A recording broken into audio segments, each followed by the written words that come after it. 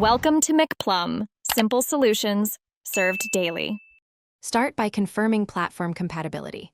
Rocket League on Steam, Epic, PlayStation, or Xbox must match the Chevrolet Corvette ZR1 DLC region. Open the platform store and search exact phrase Chevrolet Corvette ZR1 so you don't buy the wrong item. Allow at least 1 minute to check requirements and storefront listings. Make sure your Rocket League installation is updated to the latest version to avoid download or unlock errors before purchase and redownload steps. Next, purchase or claim the Chevrolet Corvette ZR1 through the correct storefront or the in-game item shop.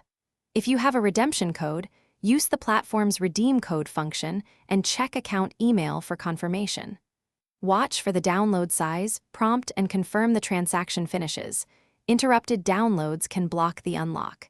If it's a free promotion, select Claim within the item shop and then choose Install or Download so the car package is fully added to your Rocket League inventory. After download, launch Rocket League and immediately open the garage to verify the Chevrolet Corvette ZR1 appears in your car list. Select it and press Equip to assign it to an active loadout slot.